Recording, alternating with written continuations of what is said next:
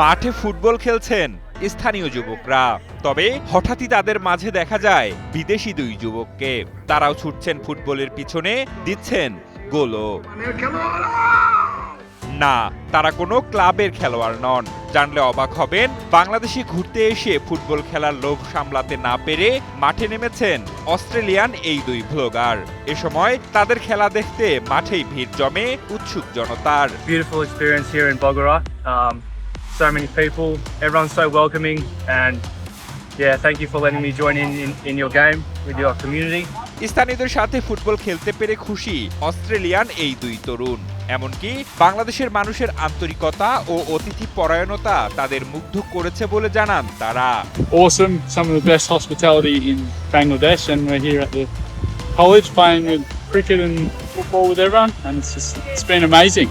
মাত্র কয়েকদিন পরেই মাঠে গড়াতে যাচ্ছে ফুটবল বিশ্বকাপের এবারের আসর। 1000 কিলোমিটার দূরে এ আয়োজন অনুষ্ঠিত হলেও বাংলাদেশি ফুটবল প্রেমীদের উন্মাদনার যেন শেষ নেই। নিজের সমর্থিত দলের পক্ষে র্যালি ও স্লোগানের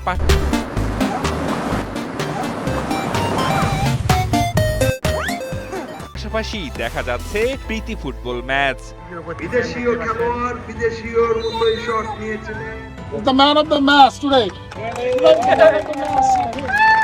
তারই ধারাবাহিকতায় গত 30 মে বগুড়ার সরকারি আজিজুল হক কলেজের পুরাতন ভবন মাঠে ঈদ পুনর্মিলনী উপলক্ষে একটি প্রীতি ম্যাচের আয়োজন করা হয়। তবে ম্যাচে বাড়তি আকর্ষণ যুক্ত করেছে অস্ট্রেলিয়ান এই দুই যুবকের উপস্থিতি ঘিরে। অস্ট্রেলিয়া থেকে দুইটা ব্রাদার আসছে, আসার পরে তারা বড়দের মধ্যে নামছে। খেলার খুব সুন্দর একটা খেলা হয়েছে।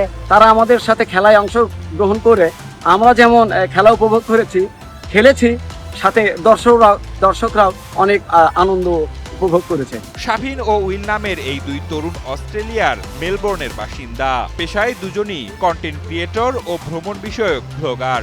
সাইকেলে চড়ে এক দেশ থেকে আরেক দেশে ঘুরে ভ্রমণের অভিজ্ঞতা ও বিভিন্ন দেশের সংস্কৃতি নিয়ে তারা সামাজিক যোগাযোগ মাধ্যমে নিয়মিত কন্টেন্ট তৈরি করেন।